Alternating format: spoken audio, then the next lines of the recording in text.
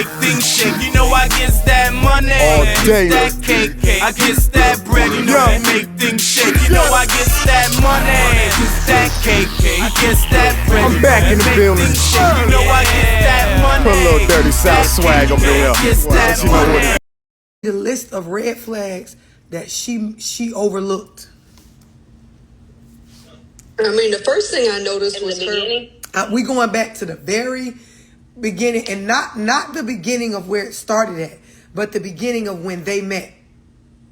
Yeah, the first thing I noticed was her folding on her boundaries of not wanting to get married until she was done with school. Look at you. Go ahead. Love bombing. Tell me about the. Okay, so hold on. So I'm definitely right there with the one on folding on the boundaries, because she said she was not gonna get married until after she finished school. And then what happened once she got married while in school? What happened? She got pregnant. And what did that do? What did that do for the school? Like, couldn't finish it. There you go. Boom. So folding on the boundaries. Okay, now somebody. What did somebody else say second? Love. It was no, I was talking about after they was in the room when you talking about after they got married? No, after they had sex in the hotel. I think that was after they. Yeah, that was their wedding night. That was the honeymoon. Right. And she said something about room service. And he was like, "Why room about service making the bed?" Yeah. Tell me what was wrong with that. Like now you want her, like you trying to make her do something that she don't want to do. Like she's not that type of person. And now you done made her. Hold on. So back up, Renee. Back up. So did she say? It was just he didn't even give her an opportunity or a chance to even say whether she wanted to or not. He okay, hold on. Back up. We don't need no maids. Back up. So I want to know how many people feel like, and you could just say I do. How many people feel like in that moment he did something to her? Yeah, I do. I do. You can see it on her face. Too. How many people it hit her harshly? How many people feel like he didn't do anything to her? So I think he did more. Okay. He switched up on her. So it's hold on. So it's two or three of us that feel like he didn't do anything, and then everybody else feel like he did. Tell me what he did. What did he do to her? For those of y'all with background noise, y'all got to mute. Okay, so I don't feel like he necessarily did anything to her. He just said it so bluntly. Why do we need room service? You can make the bed. And the look on her face, I wouldn't say he did something to her. I feel like she felt some type of way about it, and she didn't vocalize or express it in the moment it was said. There you go. Y'all understand what she's expressing? Like, we go through life and people do shit that we not okay with. We don't say anything, and then later on you tell the story like somebody switched up on you or tried you. But you never even expressed that this was a switch up or a try. As soon as they got married, when he said the shit about room service, that showed right then that out of you he was gonna want what? Her to do everything. Some domestic things. There you go. Renee, what you said? Renee so loud with this. She like a housewife. What about not wearing before that though? What about come on? Did y'all feel like anything about him not wearing the particular suit to the wedding? Because her mom was really upset about that. He didn't wear the particular suit. The mom was saying, and I guess he didn't wear clothes, and the mom was really upset about it.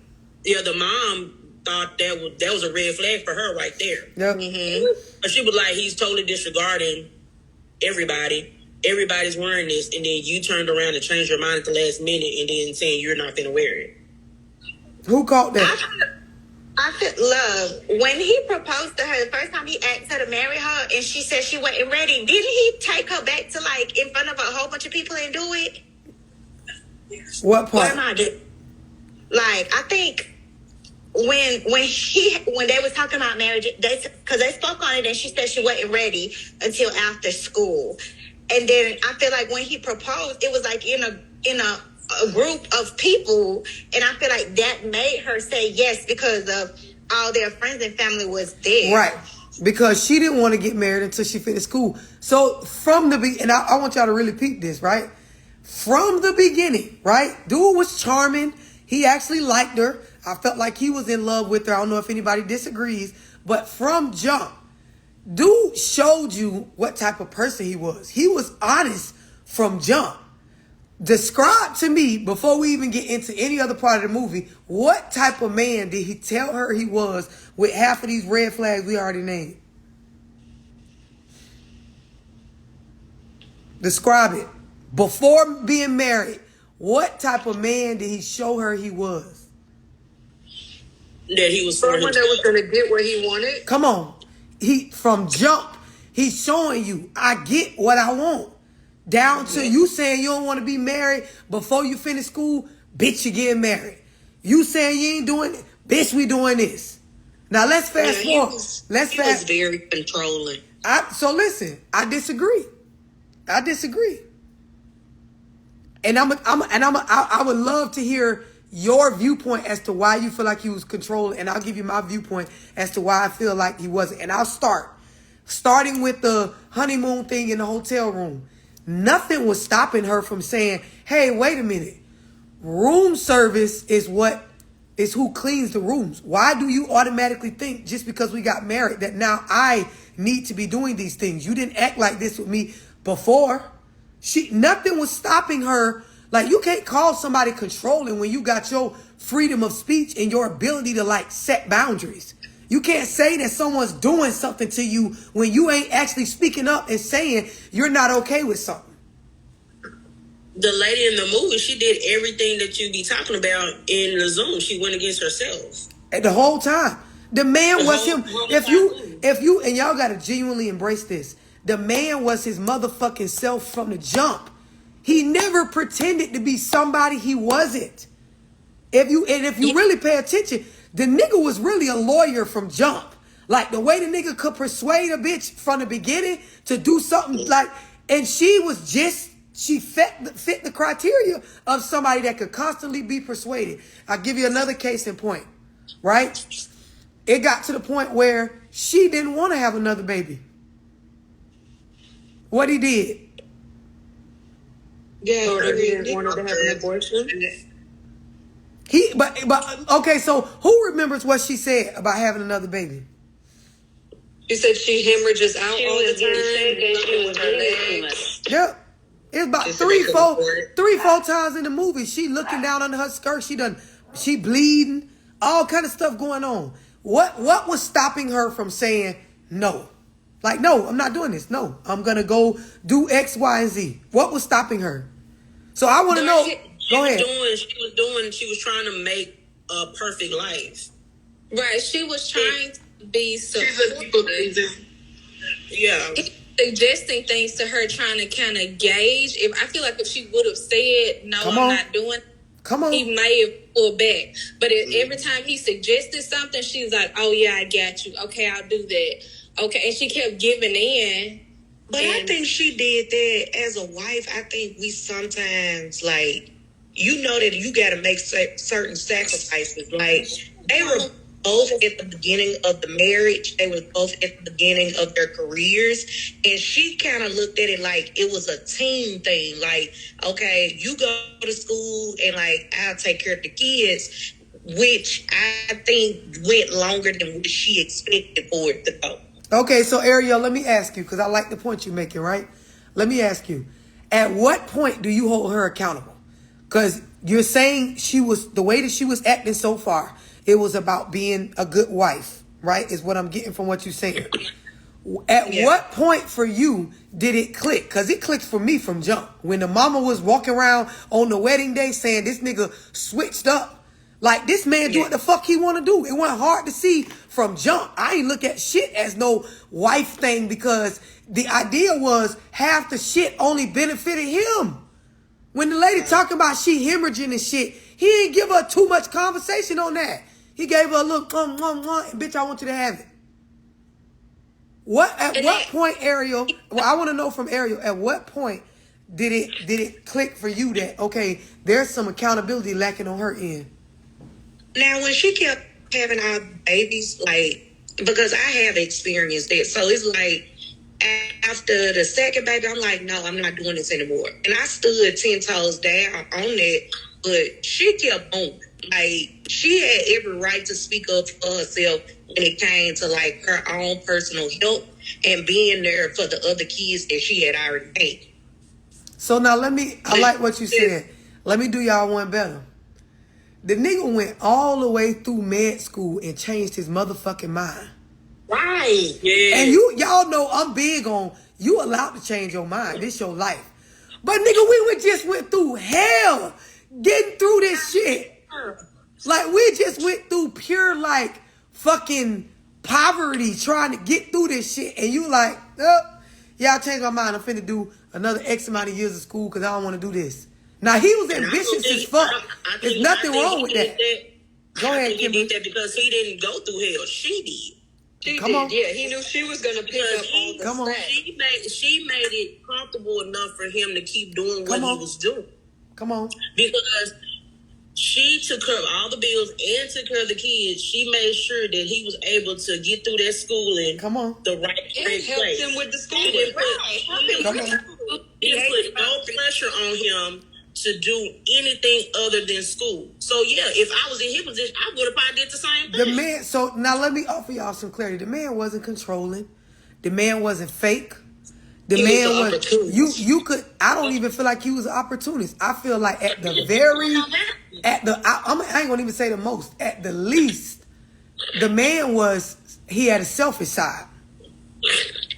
But the man didn't the things that he asked her to do, it didn't even take much persuading. Joe did. It was things that when you watching them as a couple, she disagreed. And the thing about it is, her disagreeing didn't have to be an attitude. It didn't have to be a fight. It didn't have to be like, you can be assertive about things you are okay and aren't okay with, even from a feminine space, without it being some big fight. She was assertive about not going to that wedding. She sure was open when it came down to not going to that wedding. You see what I'm saying? But before that, when he said that he wanted her to make sure that, you know, she wasn't working hard overnight, scrubbing his cloak or whatever, and then he was going to...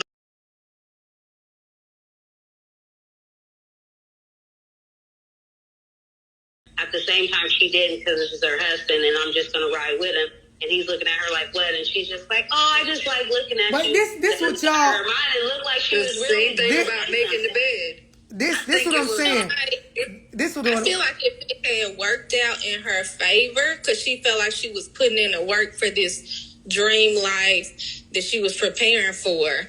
Like, okay, I'm going to do this and it's going to pay off. And when it didn't work out, she lost her damn mind. Thank you for saying that. Here's what y'all got to understand. That man wasn't no bad person. The man was ambitious and had goals for his life.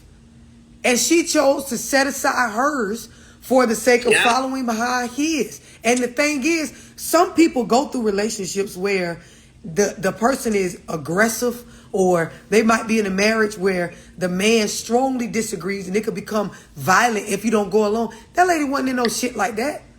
The man wasn't violent. It wasn't even no heavy pressure for her not to like. The nigga came home in one day and talked to her into sitting through this shit for another X amount of years for law school. I think she got everything she wanted. She wanted a successful husband. She wanted kids. She wanted a family. Where did that? So now let's take in the perspective of what other people wanted. So she kind of looked selfish. So Antoinette, back up, right? Because both of them were selfish. Back up. Where did she get her selfishness from? Oh, she got it just from the way she was raised.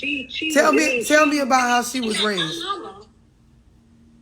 The things that she wanted, what she said what she wanted in the beginning. She wanted a successful husband. No, listen. Go back. Nope. Go back. The girl go back to the part where it showed she was a child. What was going on in her upbringing? Her parents were really strict. They accused her of being a slut, told her it wouldn't get her. Why they called her a slut? Because there was boys calling her. Okay, and what did her upbringing pressure her to do? Get married and probably be a wife. So there you go. So when and listen, this is why I want y'all to really understand. People are a product of where they come from in their programming, right? So we sat and talked about how the man, for me, y'all can say a lot of different stuff in your opinion. In my opinion, at the very least, the man was selfish, but so was she. Because her whole goal from jump was to land a husband that was successful. So all the shit she was doing in the end, it wasn't out of no motherfucking love. It was out of the fact that I was programmed to believe that this is what pleases my parents. This is what a mature, good woman or wife looks like. So all the moves I'm making, they match me getting that. Both of them was on a mission. His mission was just ambitious towards success in life. Hers wasn't well, but it involved somebody else doing the work. Yeah, and you could tell from her conditioning on what she thought marriage looked like, what she thought a wife was supposed to look like. Come on. You know, what the picket fence and the kids and all of this. That's why when you see her interacting with her girlfriends who all married, they all got that same little song that they sing. Oh, it's going to be glorious. They make a lot of money, living good, and we be doing it. At what cost? They didn't understand the cost. It was if you really got to take a step back and rewatch this. If you don't understand, it was predatorial on both parts. Yeah. Because I'm gonna tell you something, if she wasn't predatorial, she would have spoke up in these moments where we saw that she disagreed, but she didn't speak up because she felt like she might lose the prize in the end. Yeah. But she was satisfied with her life until the husband showed interest in another woman. I don't think she was. The thing that she thought that she was living for, like we just said, that she was conditioned to believe that she was supposed to do to make her parents happy or to be a woman, which is to be married to a successful man and have kids. When that was taken away from her, it's like she didn't see a sense of purpose whatsoever anymore. She couldn't move forward past hold on. Y'all trying to hold on. Y'all trying to jump to the end, right? Back up. They got married. His success started taking off. He did exactly career-wise what he said he was going to do. She taking care of the household. He doing the business part. And you fast forward. They started to have a clear set of issues that showed that they were not connected anymore. Tell me about that part. When they moved, I think. When they moved. Her bringing up that welfare. Come on. There you go. Go ahead, Antoinette. Go ahead, Antoinette. She kept reminding him of his past. Okay. He didn't want nothing to do with the steps it took to get him where he got, although her only part in his life was the steps that took him to get him where he got. Come on. So if y'all understand what she just said, this is where the disconnect comes. You in a marriage or a relationship, her perspective and his perspective is completely different. You're not one. You're not equally yoked if you don't have an understanding of where we're at. So like Antoinette just said, her pride and her testimony was in the struggle. His testimony was in the success because like a lot of y'all said, it never was really a struggle like that for him. If you just fast forward to a certain part of the movie where both of them got to speak on that struggle part, that nigga act like it wasn't really nothing. This is when, if you wasn't paying attention in the beginning, you realize in the end, this man, that shit really it wasn't that bad for him. Did you see where he used her words against her? Where he was like, it was, we had to stretch or we were short, something along them lines, but we got through. That was what he was saying all through the movie. Yep. And then at the end, in the court case, that's how he summed up his case. Yep. We struggled, but we got through. Yep. To show that, she didn't do it all, I didn't do it all, we did it together, but nobody did more than the other. When really, in the beginning, she should have been saying, this is too much. You going too long. I have no life of my own. She never made a life of her own for herself. Mm-hmm. She just completely left herself behind on everything. And whose fault is that? Hers. Yeah. Mm-hmm. He spoke out against the religion too. No, I think it's her fault. Because that's her life. You decided to keep having kids. You knew you didn't want to. Anytime she didn't want to do something, and he didn't have to say much for her to do it. This is what I'm saying. I'm glad you recognize that, Christine. There are movies or situations where you can tell this woman is being heavily pressured to do something she don't want to do. This was nothing like that. Bitch, you went along with this shit the same way he had a selfish agenda. You did too. So now they married, right? And there's a point in the marriage where she's expressing that you don't even look at me. Don't play with my hair. You don't even look at me no more. Like, you don't even look at me like ain't no fucking going on. So for me, someone that operates off of logic, the marriage was over then. Yes. I feel like he lost interest because there was no ambitions in her. Like, she wasn't doing, like, to me, I was like, all you're doing is caring for the kids, even though that is a job within itself, but they were already in two different spaces at that point.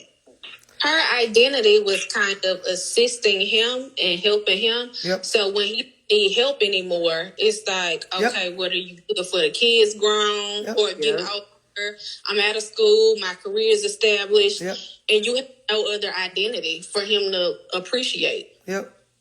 Or she didn't maybe have a purpose to serve for him anymore. Yep. And then she was spending the money crazy because he was calling her on that. Yep. If you evolving. I think that when she was doing all of that and she's sitting here, I'm finna ride for you, whatever you need, I'll make sure we got it. I'm gonna make sure we do it. And if I have to work 2 jobs, I'm gonna make sure you get it so we can get to where we are. And if whatever kind of goals that she actually had, she never even got to experience due to the simple fact that she pushed all her stuff aside to make sure he gets what he needs and where he needs to be. Exactly. That happens with us because when I seen that, I was like, oh, I was there. I did that. Never again, but I did that. Here's what y'all have to understand. The man never viewed that as his role from the beginning. So when you fast forward to the end, the man never viewed any of that shit that she was taking care of as something that was ever his responsibility. He said on the fucking wedding night, bitch, we don't need room service. That's what you do. You can make a bed. He didn't say we know how to make a bed. Just think about this. Nigga is telling you what he own. Ain't nobody controlling you. Ain't nobody like a person is being very blunt and you got to respect it. First night we married, this nigga didn't say we can make the bed. He said you know how to make a bed, so we don't need room service. Yeah, if we going into a marriage where both of us plan on putting in the work, this conversation would be more of a, we don't need room service. We know how to make a bed. Right. And first of all, he was bold enough to say that. I'd be like, how the hell you know I know how to make a bed? Listen. The bed gotta be made because it's our honeymoon. He already knew he could say that because it didn't take him much because she already said, I don't want to be married until after college. All it took for him was to make a little cute little suggestion and she fell for it. He didn't have to do much of anything. So of course on the wedding night he could say something like that because he already know, like, he can make a suggestion, she's gonna adjust, whatever. She didn't do a lot of pushback at all. He just didn't see the reality of her situation. There was even a point in the movie where he said, I'll step up, I'll do more, I'll pick up more hours driving this cab. And she shut it down. No, I got this, I'll do it, you stick to your school. So boom, Antoinette, pause right there, because I love what you said. Describe that scene. They were sitting in the car. And she was what? She was what? Pregnant. So they sitting in the car. She pregnant.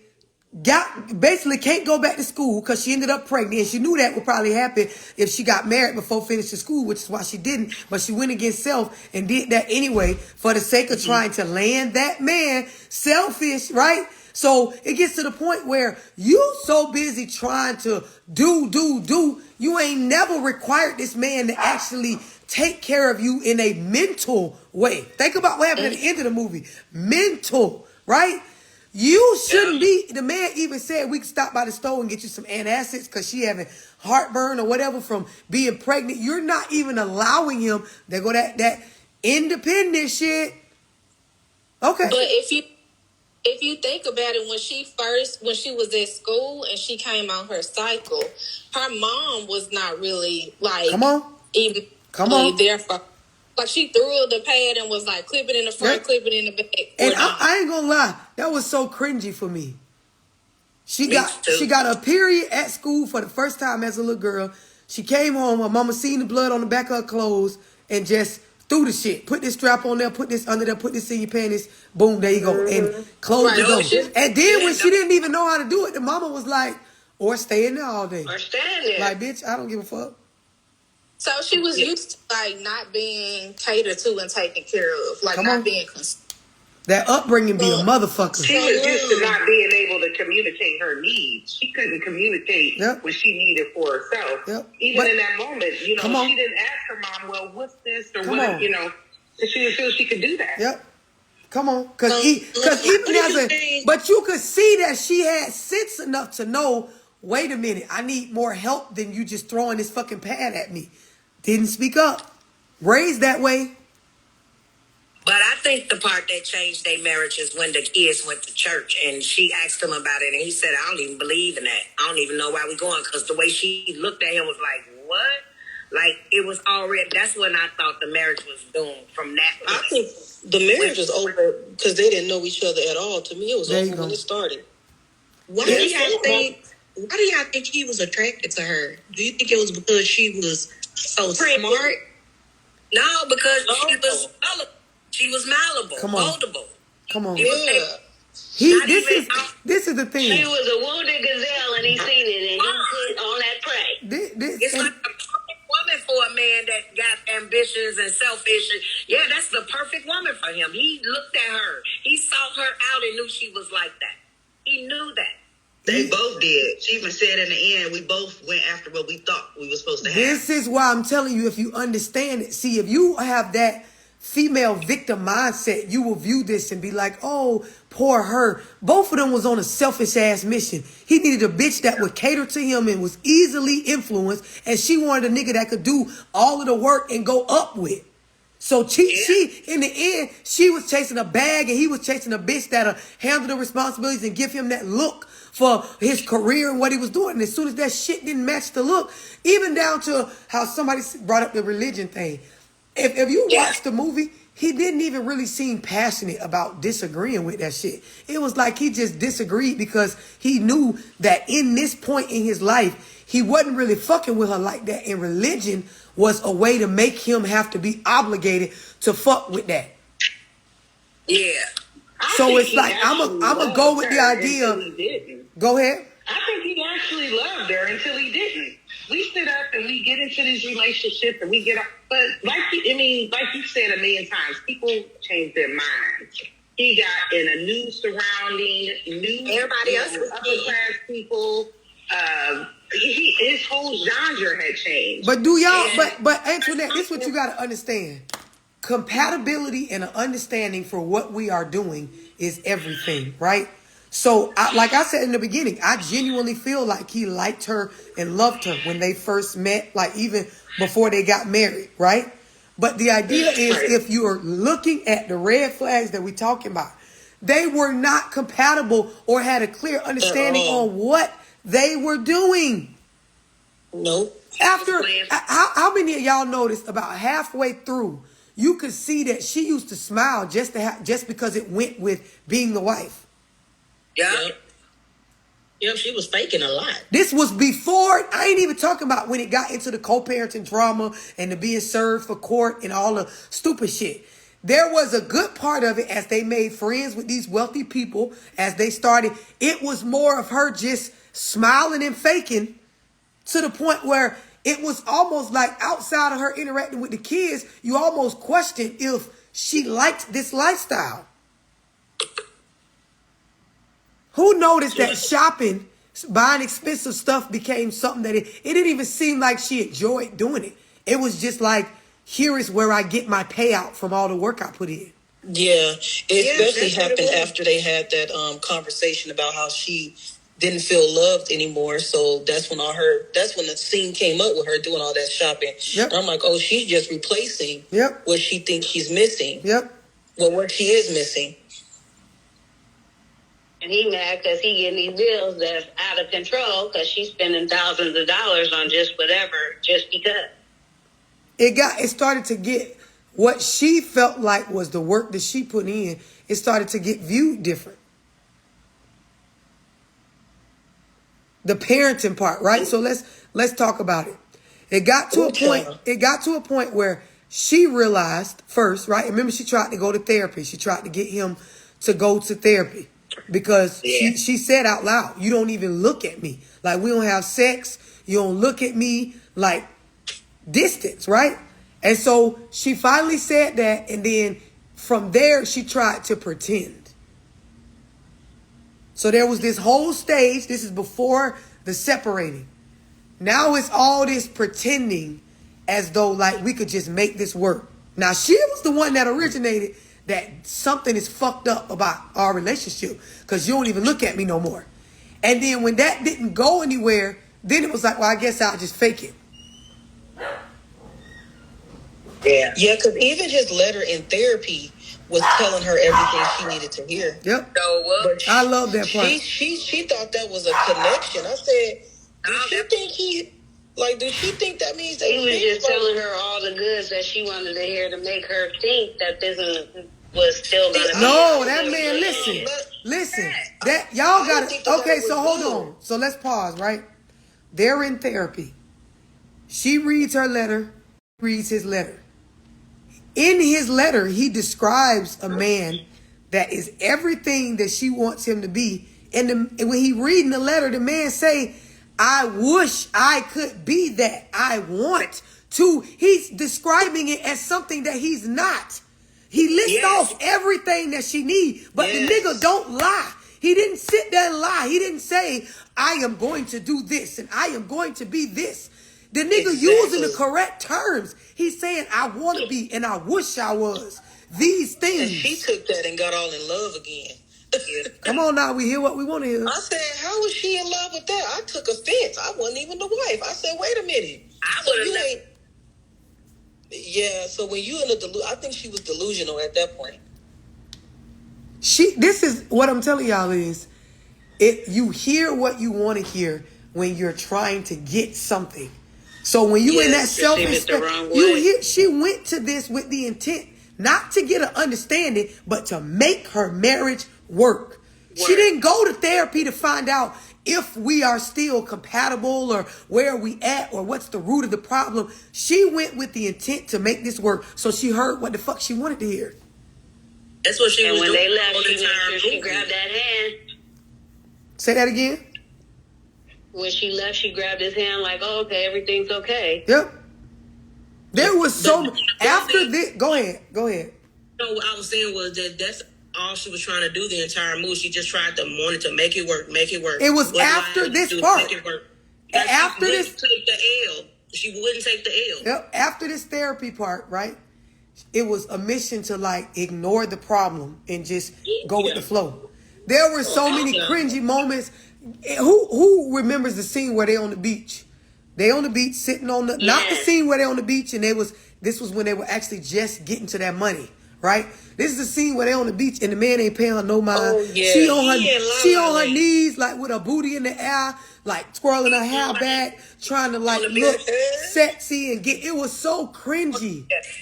It was. Because he wasn't even making eye contact. He ain't budged. He just was uninterested. Was studying one of them.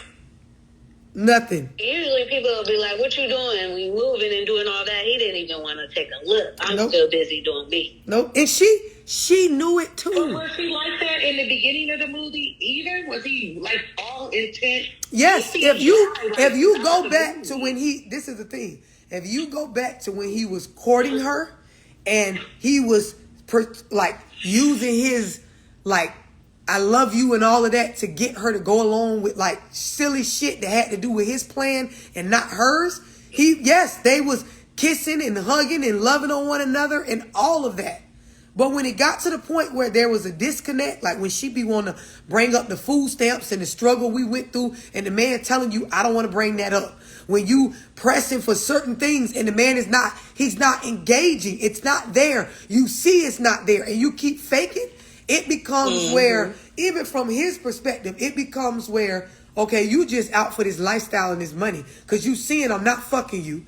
You seeing I'm not paying you no attention. I'm not paying you no mind. You in a 2-piece bikini on your hands and knees trying to twirl your hair and look sexy and asking me, do I want to have a sandcastle building contest and shit? I'm not paying your ass no mind. And you steady going along like this is a happy marriage. You a fake bitch. So I'm going to do to a fake bitch what it looked like you need to do to them. Be fake as fuck back. Right, because I was wondering, I was like, if he was just a normal, like, Joe Blow, was it love, or was it the fact that she had her mind set on this end goal, and that's what she wanted it to be? Because I feel like if he was just a normal guy, she probably would have been like, okay, this ain't working. Like, kids and all, I'm going to probably, like, start it over and do something else. Oh, yeah, she definitely, it was because of who he was, for sure, because even at the end, when she wanted a certain amount of money, it's definitely about the lifestyle that she wanted or envisioned for herself. So let's back up, right? Let's back up. It's clear to both of them that the marriage is over, right? They both know it. But she's going along with keeping it that way, and why is it? Because she wanted to do the lifestyle. But it was there for him when he was going so and medical school. No. Listen, her marriage up so much. She had talked her marriage up to her friends. She had told all her business, and then to turn around and have to say, "Oh, I was wrong. My family is in shambles." I think she had told too much of her personal business, so she had to try it and keep that facade going in her head. So let's back up, because I like what y'all saying, right? Let's back up. She was raised to believe what? And family. And what else? You go through what she was okay. So she was raised and programmed to believe that you are successful if you have a good marriage and you land a successful man. Yes, and because even when she went against her husband, they was like, we ain't got nothing to do with this. We don't even want to have, they wanted no parts in her because now she's no longer in a successful marriage. So they just wanted her to shut up, be quiet, and just be that wife. Have the kids, do what he say, and that's all you have to do. So she got rejected by who when the marriage because you were okay. So when we fast forward and the marriage is over, like they both can tell, this is not it. We ain't fucking. The marriage ain't marriaging. Right? Why did she continue to try to make it work? Because that's how she was programmed. She couldn't take the L. Yeah, she wanted be in her to let that go. Like, she like, no, this is what it's going to be. I'm not going to take this L, and I worked too damn hard for it. So she couldn't walk away. This was my intention on having this life, and no matter what he say, I'm selfish. I want what I want. I'm going to stay in this marriage and make it work because I want this. So let me do y'all one better, right? The lady was raised and programmed to believe that this is the only lifestyle that is suitable or agreeable by her parents, right? So the idea is, if you paid attention to how she was being raised, she was given no real skills to survive outside of a situation like this. So part of it was not wanting to give up the lifestyle. Part of it was I put work into this too. But the main part of why she couldn't get out of it, even as we get into this later part of it, is because the lady in her mind, she couldn't even see herself not being in the marriage. You know how once we can get an image of ourselves being single, working, taking care of our own shit, co-parenting with our kids, once you can get that realistic, logical visual, you can go start to work that. She couldn't get one. She couldn't get it. She couldn't get it. She even said she didn't want them kids without him. This is so because I was waiting. Listen, I was waiting on one of y'all to act like this bitch wanted this marriage for her children. Hoes don't even be caring about the kids when it come down to. She did, and she even told the social worker, I can't do it. I don't want my kids. I don't have the lifestyle that I live. But listen to what I'm saying. When she told the kids that, when she told the social worker that, she wasn't saying like, I don't want my kids. She was saying like the same thing I'm saying. She didn't see herself working and earning enough to be no single mother of no fucking 3-4 kids. It's kind of what you talk about too, Dorsey. She was honest. Yep. She couldn't see it because she was programmed to believe a certain thing. So now just think about when I be talking about programming. It's some motherfuckers, they was programmed to believe I'm supposed to be independent. I'm going to raise my kids by myself. I'm going to do this way. So if you propose the idea of a marriage or a co-parenting situation where they actually are not in control of everything and they actually work together as a team, they can't do it because they can't even see themselves doing it. They can't even visualize it. She couldn't see it. It wasn't even that she didn't want to. Like, if you really paid attention to this movie, you can't say that the lady didn't want to at one point. She couldn't really figure out, how do I look? How could I, like, organize this? It could be done. But when you can't see some shit, you can't achieve it. Yeah, even when her friends was trying to tell her, she couldn't process it. She was just like, wait, what? It was so difficult because she didn't even realize her own strength. She had pretty much been raising those kids by herself anyway. But the part about the money is why in the end she getting caught up. So let's get to the root, right? So there's this day where he played it so smooth because she's so y'all gotta watch this now. If she never but you gotta watch it now.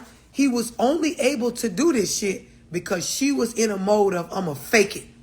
I'ma fake like we good. I'ma pretend. Yes. So once she went into this faking and pretending mode, y'all gotta really think about this. She started. It looks fucked up what he did, but if you understand real manipulation, this bitch walking around pretending like everything is all right, cooking shit, acting like they just a happy family, knowing damn well the man ain't fucking you, he ain't looking at you, y'all not connected, you don't even really like him like that no more, but you're pretending this fake smile, people coming around, you trying to go by the office and act a certain way, you even trying to put your foot down with the assistant as if you got pulled with him like that and y'all ain't even on the same page. Right? Yeah, that made me. I said, did she just say fire that lady? Girl, you ain't even got that much power. As soon as she said the man ain't even going up in that pussy no more. So you know damn well you ain't finna tell him to fire no assistant and he finna fire him. The marriage is over. But she faking, right? So now because she faking, this nigga start faking with her. Okay, you want to fake?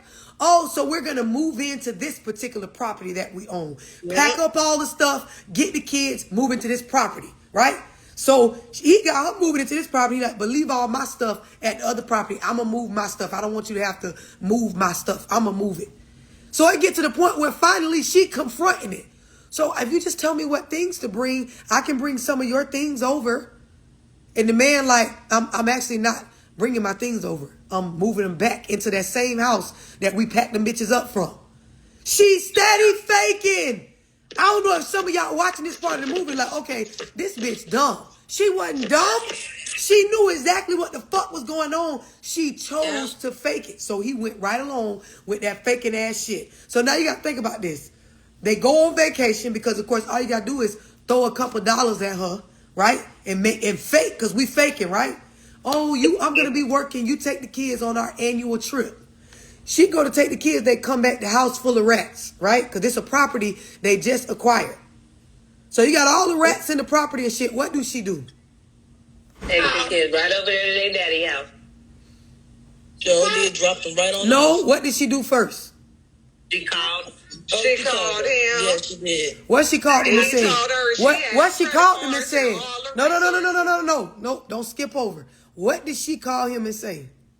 He needed to come. And why he had to come? Right away. Why? Because the wife and the kids needed him, and there was rats everywhere, and the kids were screaming, and he needed to get there right away. Okay, so this was not no mother with her. If you smart and you watching this, this wasn't no mother in distress, right? This was not a mother that was in need of this. A desperate woman. Come on, say it again. It was a desperate woman. She used that to try to get him. Yes. So you on the phone and she ain't saying, come help me and your kids. Because as soon as he said no, what she said? You over there screwing. Come on. Come on. It go back to the other girl, the assistant. That shit wasn't about her getting no help. She like, oh, you at the office with that bitch. You ain't worried about them kids. You ain't. The man told her ass on the phone what? Somebody say what he told her on the phone. 13 credit cards. You got all these motherfucking credit cards. Come do it. What else he said? She got credit cards so she can call. She can call. But what else? What else does she have the money to do? Go get a place. Go get a hotel. There you go. Go get a hotel. So all the solutions there, you making it seem like this is some sort of dire thing that this man need to come do. You just want that man to come pay attention to y'all and not the girl at the office. But you knowing the marriage is over, so why do you keep trying to do this? That's what got on my nerves. She got on. I said, girl, it is over. But she did not. When I was like, where's her friends to sit there and tell her, girl, leave this man alone? They told her that. We getting up. They told her that. I mean, she's like right there with her because she be at home by herself majority of the time. Like it seemed like they met up once a week. Well, they I don't think that would have changed it anyway. The reason why I think it was mental for her is because it wasn't lining up with what she thought that her life should be, how she wanted it to turn out. So that's why it got so mental, and her saying, I don't care what you do, my life has to turn out like this. Listen, Adrian, listen.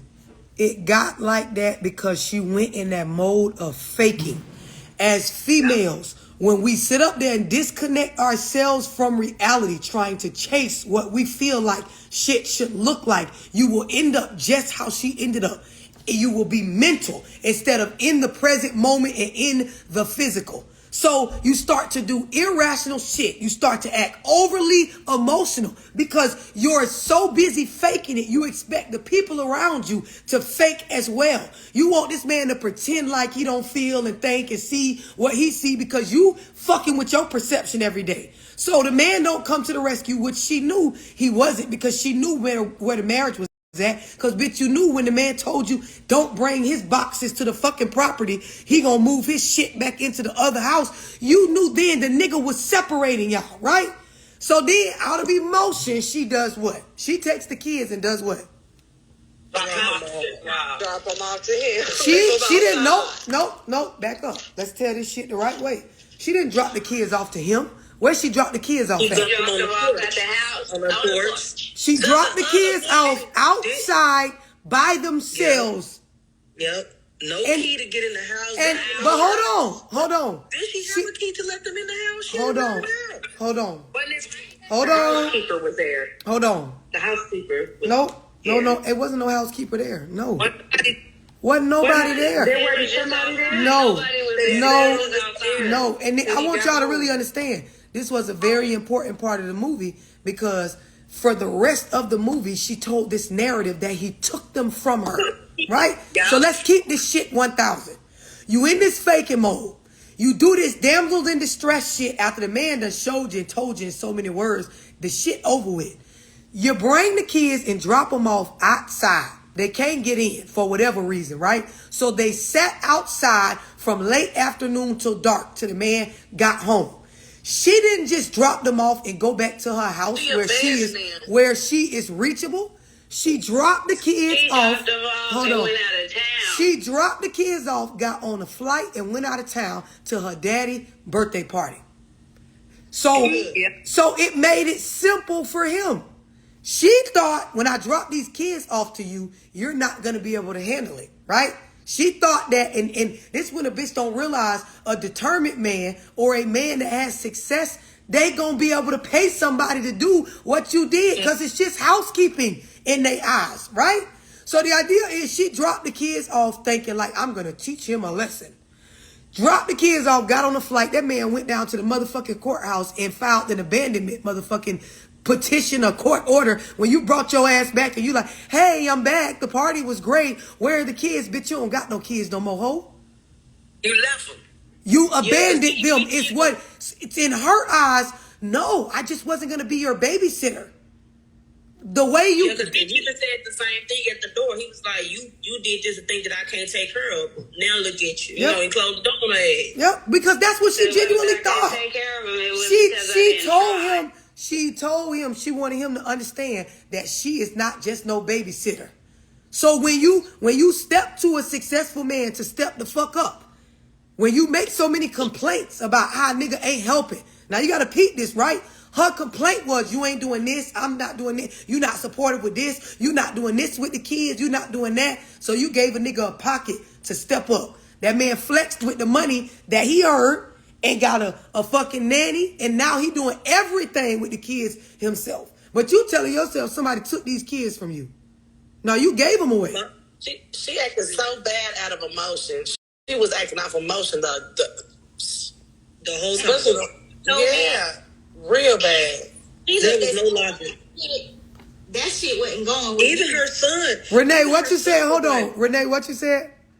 She was acting so unfit, and I wasn't going for none of that. I was mad the whole time watching it. Like, bitch, you so stupid. Like, if you don't get your fucking children, I'm over here cussing her ass.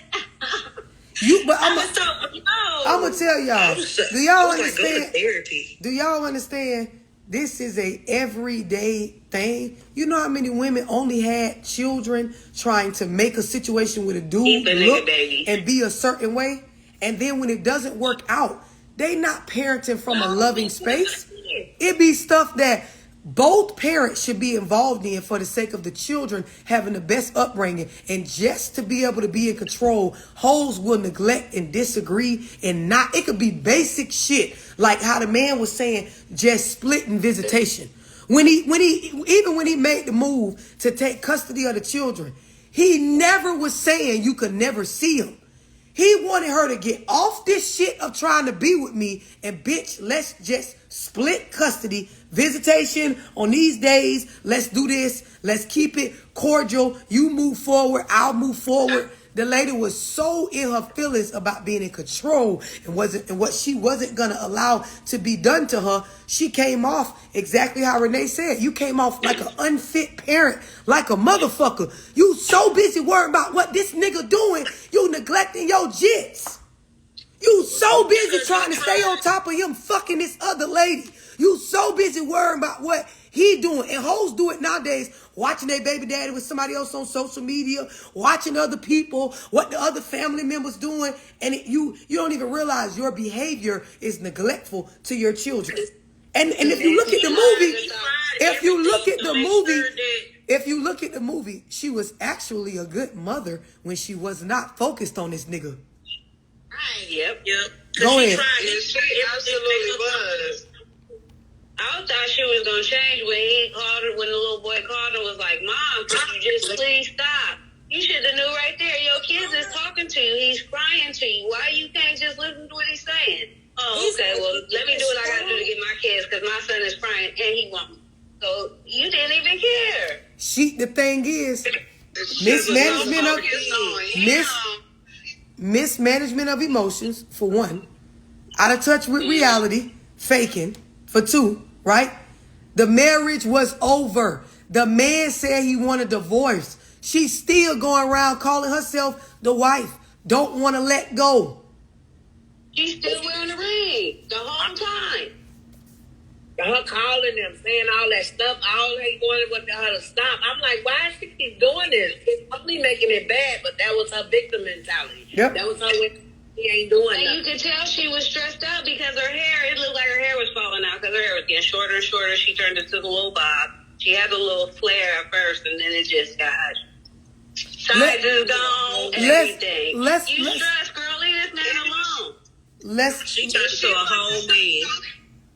If she wasn't so focused on that money and all of that, and so in her feelings, she would have paid attention, or she could have paid attention that when he got that other house for her and told her he wasn't moving his verses, that was the day that she could have got big bread, but no, she was in that victim mode like, no, you gonna give me this, you gonna give me that. You know what I'm saying? She lost out on all the money. It wasn't. That she could have had. It wasn't that hard. She could have had. It wasn't hard. She was manipulative as fuck. And for those of y'all that took my Zoom, hold on, because somebody got a lot of background noise. For those of y'all that took my Zoom on femininity, right? I talked about how nowadays, for those of us that are adult, mature women, right? We get in situations and circumstances where if we are genuinely hurt, we will shed tears or express in a very emotional way, what's going on with us.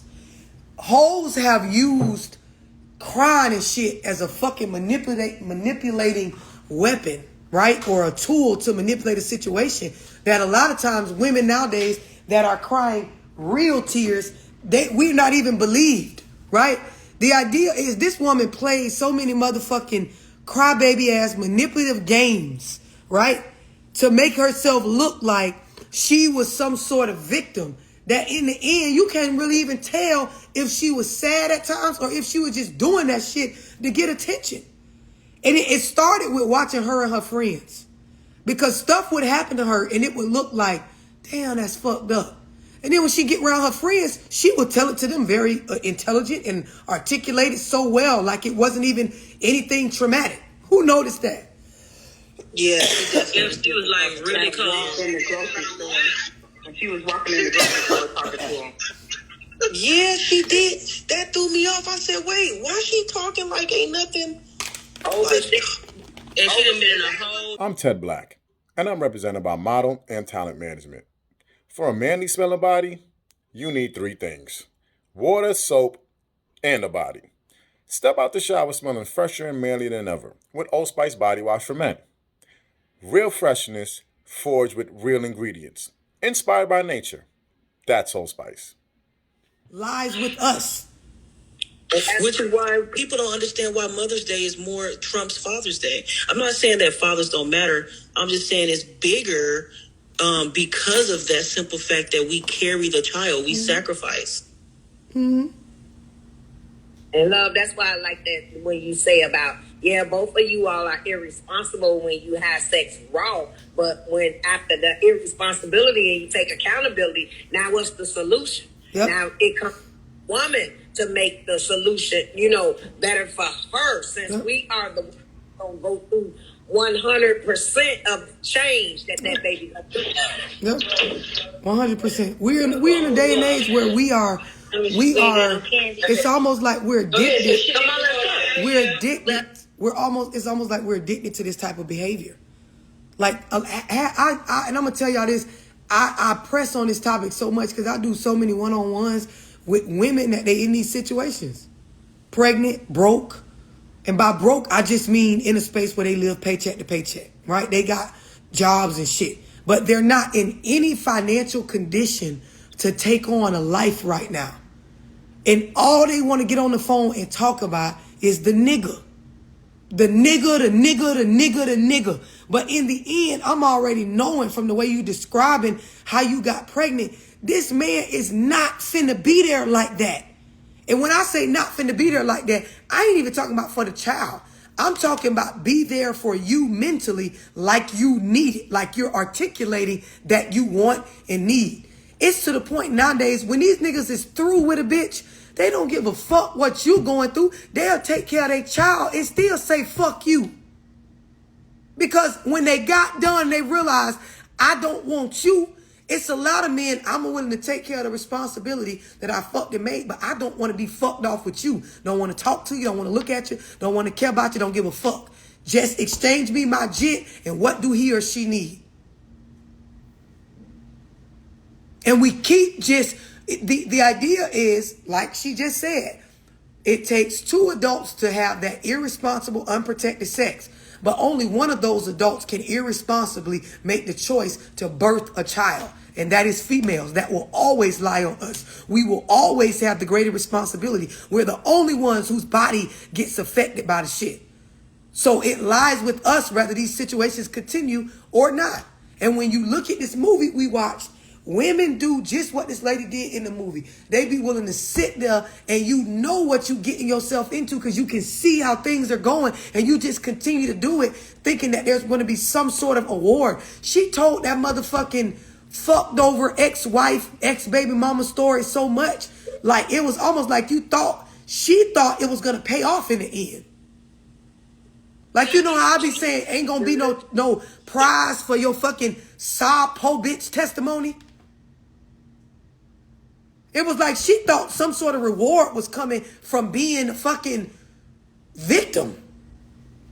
That's exactly what she wanted. That's why she kept playing that, and her friends looking at her like, stop it. Yep. Even the kids, just like, he was like, Mama, it's you. Yep. Like, stop. Leave it alone. We wanted you, but just stop. And that's all she wanted. She did not want nobody else to live the lifestyle she felt she deserved. And, you know, she was going to get rewarded by ignoring the court papers and doing all that shit. She just fucked herself all the way over. Yep. Love, go ahead. I saw another, like, aspect of the movie. I don't know if I'm reaching or not. But I know a lot of times we'll, like, fold on our nose or, like, give extra in, like, expecting some sort of, like, respect or appreciation. Yeah. But do you lost respect for her because she kind of folded on her nose? Like, she wasn't even true to her nose and who she was, and every time he presented something, she was kind of like, oh, okay, and she kind of folded. Do you think he lost respect for her from that? So I feel like they weren't, like, from the beginning. She overlooked a lot of red flags, right? But when it got to the point where they reached wealth, they got wealthy, and then he started to control how she talked about what they went through. And by control, I mean, he basically wanted her in front of his colleagues and coworkers to not mention certain real things that happened from their struggle. That right there should have showed her that you and this nigga is on two different pages. And we go through this in everyday life, like in relationships. We will clearly see, okay, there is a opposite viewpoint on what's going on. She wants to embrace what they went through and use it as a testimony to be able to show that we're a strong couple. We had each other's back, right? The man was like, bitch, we don't need to talk about that because really it wasn't that bad. And I did what I was supposed to do and we up right now. He didn't want to tell no tale of teamwork. That is when she should have realized this man does not view this as a marriage where we equally put in. This nigga view this as some his shit. And he's allowed to have that viewpoint. She's steady going along and steady going along and steady faking like this shit is on the same accord. And it's not, to the point where after a while the nigga ain't looking at you. He ain't fucking you. He ain't touching on you. All you is basically like a maid at the house that sit around. And then you start spending up so much money and not putting in off this notion of thinking you are the table. Message. You see how nowadays you ask a female what she bring to the table. She think because she got looks and she birthed a couple babies that she is the table. This man viewed you as a motherfucking liability. But she was covering the trip. She was covering the tab, dinners. Like, say that again. I said she was covering like the ski trips he was going on, the tabs for the dinners, where she was like, it looks better if you cover the tab. Like she was picking up those bills. Yep. But when do you understand if me and you together, Jamie, and you know that you was picking up tabs like that, and you honestly know that we both put in work to get us here on this journey. We both was operating from a selfish space, but we both put in work. When we sitting somewhere and we talking about what we've been through, if you start hearing me tell the story as if those things you did didn't happen, don't you think that's a big enough red flag? Like, we should have been in therapy at that point. Yeah, for sure.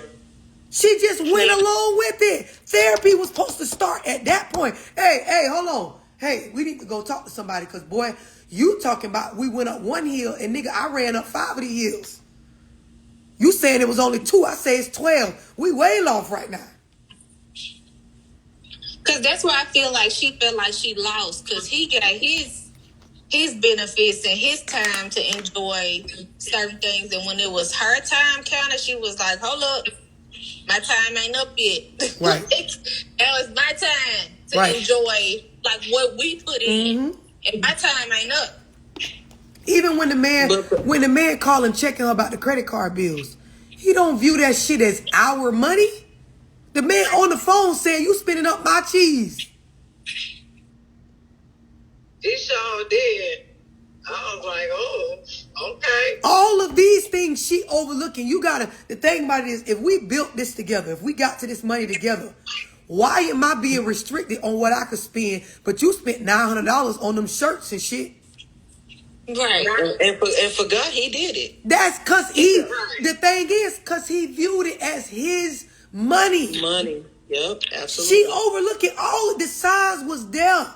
But see, again, when you in a victim space, you will sit there and in the end, it will look like, damn, he fucked me over. Damn, they left me with these kids. Damn, he ain't putting in. Bitch, you was a willing participant the whole way. Yeah, because I was like, she should have knew that when he was talking about she should have knew that when he was talking about, I just bought 2 more extra clothes, so wow, you don't have to scrub and do all the extra. She should have knew then. Yep. What else did y'all notice as it came down towards the end? And what dude live at? Where y'all live at? Where y'all live at?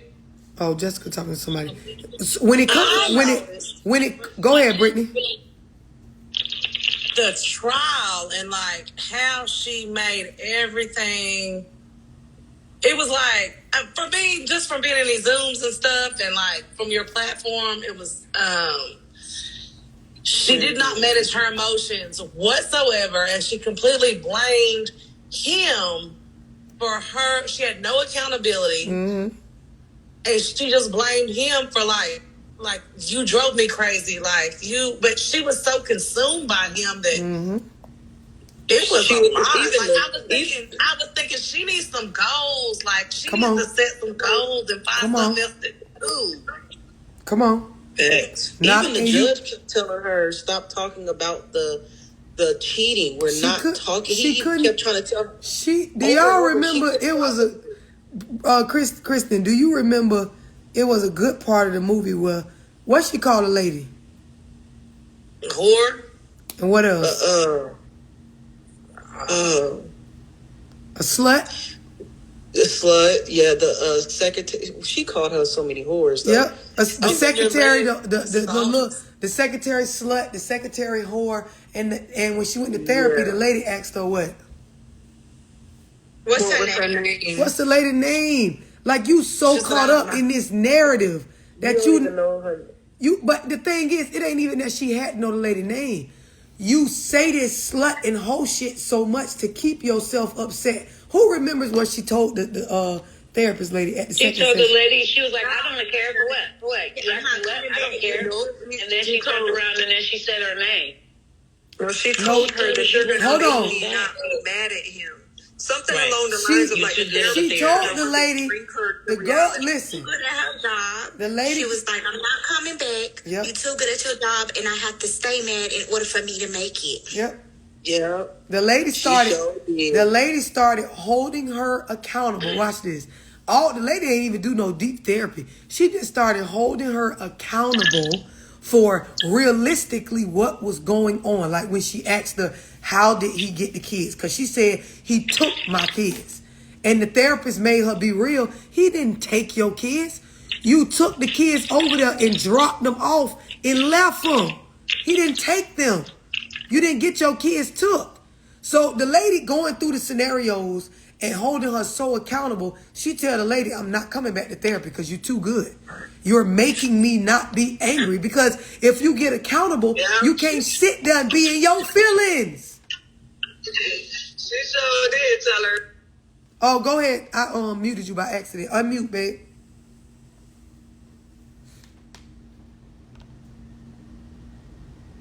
She was talking. I think I muted her by accident. What did she told her, you're too good. You're going to make me not be mad. I get so she was choosing. At this point, she's aware that her behavior is ridiculous, so she chose to stay mad. She chose to act crazy, belligerent. When the moment you admit that you know that you're acting like that, who gonna feel sorry for you, girl? You choosing this road. So I said, yep, she can hang herself. She was so emotional, and I want to know how many of y'all, because it really aggravated me for a good part of the movie, and I think somebody said this earlier. It aggravated me to see her sit there and like she self-sabotaged. You sat there and ignored legal advice. The man trying to pay for the attorneys. The man was going to even sell one property, and this would have allowed you to get a decent custody agreement set up for your, even if it was just for your children. Fuck the money. You so in your feelings about this other bitch. That just threw all that away. It was annoying because I'm sitting there watching the movie. I'm like, girl, why don't you get your plan together and start making the moves so you can get your shit together? But she kept digging the hole even further. I almost finished the series. I ain't even Let's talk. Instead of being irrational, because she was smart enough to get bread. She was smart enough to get what she wanted. But she was being irrational and caught up in her feelings and, not taking accountability. She's like, fuck it, I'm just going to be mad. How many of y'all? She couldn't even keep a job because she was like, oh, I couldn't possibly keep that job. It's just so much going on. And I'm like, ma'am, that's your basics. That's what you need. That's what you need to keep at all. She can't do that because that means she can't drive by the house all day and watch that man and ask the kids, is he with the whore secretary? The other part of it was But didn't make no sense. She kept complaining about that damn China. I'm like, as many times you've been in that house, turn it up. Why you ain't get that China? Thank you. So China, instead of stealing their wedding list, she could have stole her China. But I'm gonna tell y'all, there was a point. The lady faked so hard. There was a point where she just was pretending like the court stuff was gonna go away. She telling herself, I scheduled a continuance. You didn't schedule shit. She even became friends with the people that was serving her. She started giving him food and everything. The man just sitting up there eating the shit. I'm like, come on now. Like, really? But I'm going to tell y'all, we be, as human beings, when you get overwhelmed with emotion, you be just that delusional. It's people, I want y'all to, you got to really understand, this movie teaches a lot of lessons. There are people that, what we talking about she was doing with the court stuff, just pretending like it's going to take care of themselves. How many of y'all have experienced somebody, they do that with their bills? The bill is becoming due. They acting like this bitch don't exist, like it's just going to go the fuck away. You looking like, girl, how's you out in the store? Did you say you owe this on your car? Or how's you out doing this? The bill don't just go away. I know this one lady that do that. Ooh, and she just buying all types of stuff. And I be watching her post and she gonna buy jewelry and then gonna ask for money on Cash App to pay her bills. Like, I wish I would send you something. Delusional. Faking. Pretending as though things aren't as serious as they are. For a while, she told herself that it was just gonna go away. Even when the man coming over there, dropping the kids off and going back with his lover, you saying, well, we don't have to do this. This could all just go away. Like this could, like, really believe, and do you understand that shit is over with? And it was over with before the girl. Like, she was so upset in court when she couldn't get him to say that the girl was the reason their marriage ended. Their marriage was over before that woman came along. So she was so delusional, Dorsey. Remember when he said she couldn't even fight for herself, right? Because I remember him saying, she said, when did our marriage end? He said the moment it started. She could have had a good argument right there because he changed his response. First day. Midway. Yeah, I said, wait.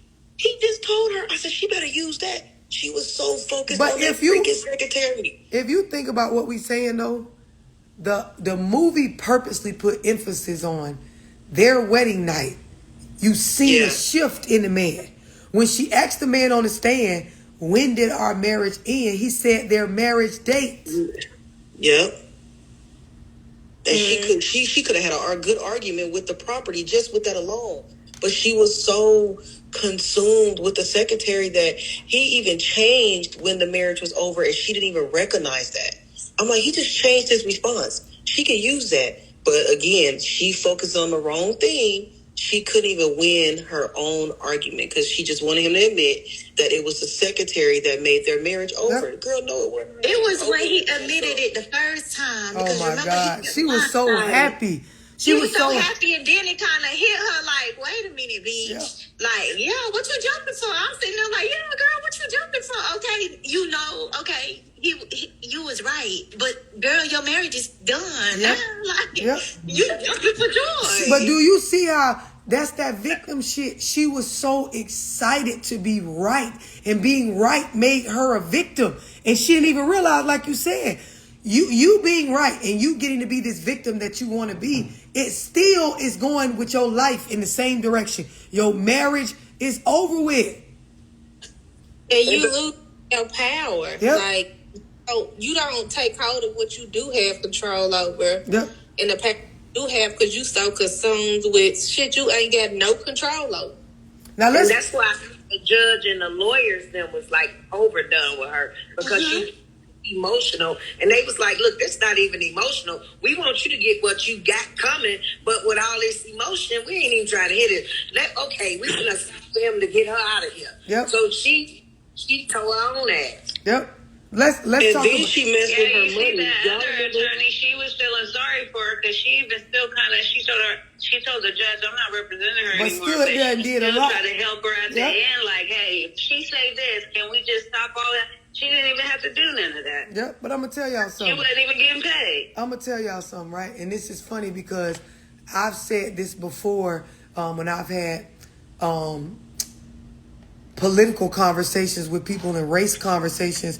I've talked about how there are a lot of minorities that if they were given some sort of compensation for the things that we went through, as for example, as black people, the money, reparations, the money wouldn't even mean anything because most of them would go put it right back in the hands of the people that gave them the reparations, right? So in this movie, the lady husband said something very key. Part of the reason why he wasn't really on that shit about giving her half of all the money is because what did he constantly say about her habits and ways with money? Excessive spending. Yes. So whatever money she was going to get, she was just going to spend it up and be back for more. The man never satisfied. Yes, he said this was That's never. Why he told his friend, "She's not gonna kill the bank. She's not gonna kill the banks. She would never do anything like that to me." Right before she killed him. But the idea is, he called it out. It was never gonna be over. You gonna end up dead, or this will be forever. Because that lady, if they would have had $5 million split into two. That lady was going to run through that motherfucking money, especially if she got the kids. Just think about it. She get custody of the kids. She get a lump sum of $2 million. Plus he pay her X amount every month. She was going to spend that shit up because that's all she did every day as his spouse. It no longer became a team dynamic at all once it was I make all the money and she spend most of it up. Mm-hmm. So for him, it was... Go ahead, Christine. I was going to say she sacrificed that too when she went in their house and stole. Yep. So it was never about the money for her. It was just about him providing for her. That's it. And her lifestyle.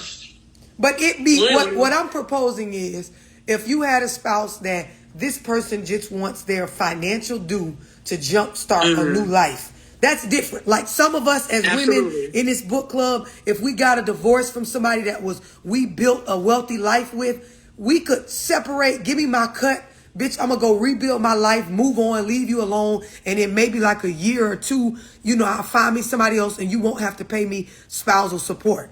This lady, the man knew this lady was going to spend that motherfucking money up and then be back for some motherfucking more. Yeah. It was not going in. Yes. Yep, she was never satisfied. It absolutely wasn't going in. She was going to stay deep in them pockets. Yes. Harass them till death. She wasn't going to use, exactly. She wasn't going to use the money to build herself a new life, because in all reality, she felt like every bit of money he earned was her money too.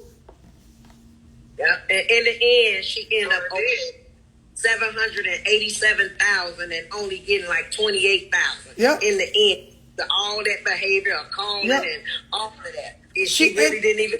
The 700 and some thousand came from all her unmanaged emotions, her bad behavior that came along with that. And she said that's all she had.